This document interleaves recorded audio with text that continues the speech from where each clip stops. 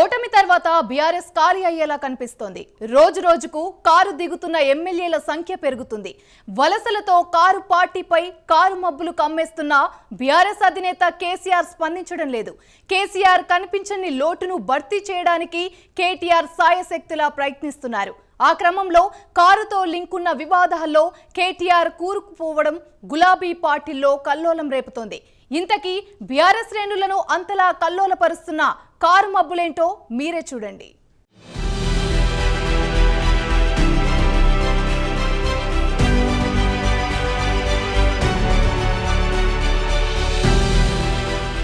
వరుసగా 2 సార్లు ఎన్నికల్లో గెలిచి తెలంగాణను పాలించిన గులాబీ పార్టీకి 2023 ఎన్నికలు అచ్చిరాలేదు. పేరు మార్చుకుని బీఆర్ఎస్గా పోటీ చేసిన గులాబీ సైన్యానికి కారు గుర్తు కలిసి రాకుండా పోయింది. అసెంబ్లీ ఎన్నికల్లో ఓటమి తర్వాత కుంగిపోతున్న పార్టీలో లోక్సభ ఎన్నికల ఫలితాలు మరింత కల్లోలం రేపాయి. ఒక్క ఎంపీ సీటు కూడా గెలుచుకోలేకపోయిన బీఆర్ఎస్కి ఏకంగా 10 మంది ఎమ్మెల్యేలు కారు దిగి కోలుకోలేని షాక్ ఇచ్చారు.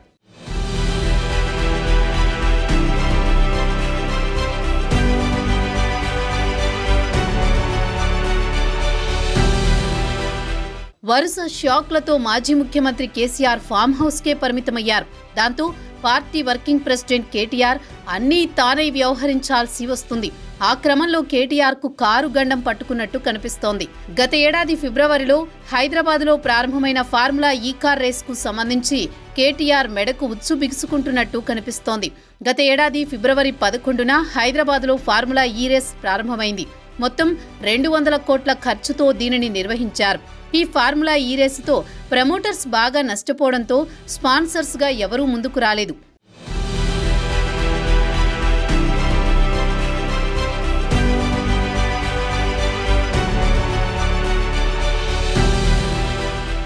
అయితే అప్పటి మున్సిపల్ శాఖ మంత్రిగా ఉన్న కేటీఆర్ 4 రేసింగ్ సెషన్లను హైదరాబాద్లోనే జరపాలని డీల్ కుదుర్చుకున్నారు.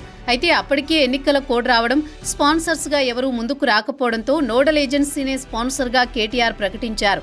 అందులో భాగంగానే సీఎస్ ఆర్థిక శాఖ అనుమతి లేకుండా అక్టోబర్ 5న 23 కోట్లు చెల్లించారు.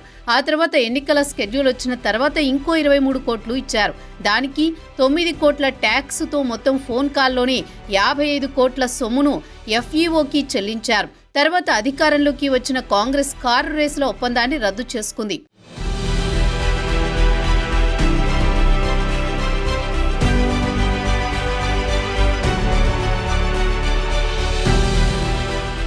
ఎలాంటి అనుమతులు లేకుండా విదేశీ కంపెనీకి నిధుల బదలాయింపుపై రేవంత్ రెడ్డి సర్కార్ విచారణకు ఆదేశించింది. 55 కోట్లు కేవలం ఫోన్ కాల్తో బదలాయించారని విచారణలో తేలింది. కాంగ్రెస్ ప్రభుత్వం దానిపై చర్యలు తీసుకుంటుందని, బీఆర్ఎస్ ప్రభుత్వ హయాంలో చెల్లింపుల్లో అవకతవకలు జరిగాయని ఆరోపణలు వెల్లువెత్తుతున్న నేపథ్యంలో అవినీతి ఆరోపణలను కొట్టిపారేసిన కేటీఆర్ తాను జైలుకు వెళ్లేందుకు సిద్ధమని మేకపోతు గాంభీర్యం ప్రదర్శిస్తున్నారు.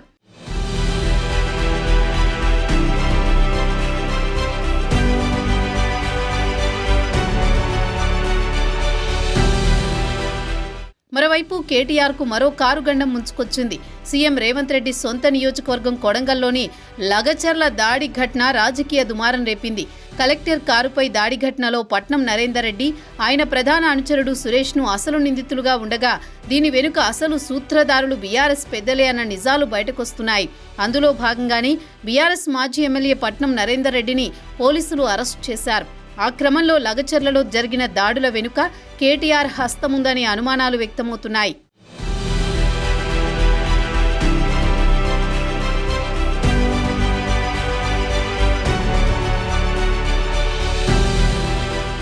కలెక్టర్పై దాడి ఘటనలో ప్రధాన నిందితుడిగా ఉన్న సురేష్ మాజీ ఎమ్మెల్యే పట్నం నరేందర్ రెడ్డితో 42 సార్లు ఫోన్లో మాట్లాడారు.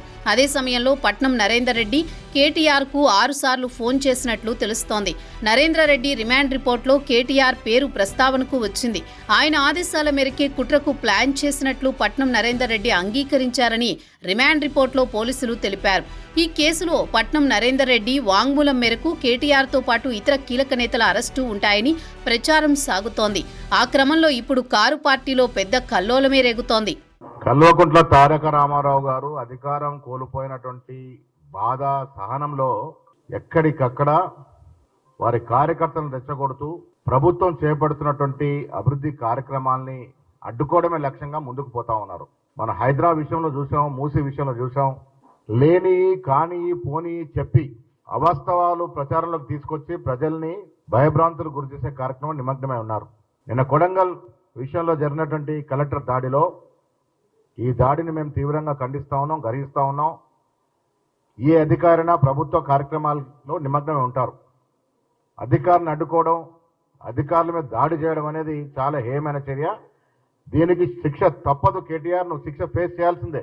ఇప్పుడు అక్కడ కొడంగల్లో గ్రీన్ ఫార్మా క్లస్టర్, అసలు ఏమాత్రం పొల్యూషన్ లేని గ్రీన్ ఫార్మా క్లస్టర్ పెడతా ఉంటే 90% పైగా రైతులు ఒప్పుకొని సమ్మతించి భూములు ఇచ్చిన సందర్భంలో ఒక్క గ్రామంలో జరిగినటువంటి ఎపిసోడ్లో అక్కడ అసలు భూమి లేని వారు వచ్చి దాడి చేశారు. నేను కేటీఆర్ని సూటిగా అడుగుతా ఉన్నాను, ఆ ప్రాంత వాసులు గారు అక్కడ వాళ్ళకి భూములు లేవు, వాళ్ళ భూములు పోవట్లేదు, ఎందుకు వారు దాడి పడాల్సి వచ్చింది? ఇదంతా కూడా కుట్రలో భాగంగా ప్రభుత్వాన్ని డిస్టర్బ్ చేయాలనే కార్యక్రమంలో భాగంగా వారి కార్యకర్తల్ని, వారే ఒప్పుకున్నారు వారి కార్యకర్తలు అక్కడ భూములు లేని కార్యకర్తలు, ఆ ప్రాంతంతో సంబంధం లేని కార్యకర్తలు తాగి వచ్చి కలెక్టర్ మీద దాడి చేసినారంటే ఇదో కుట్రలో భాగంగా జరిగింది.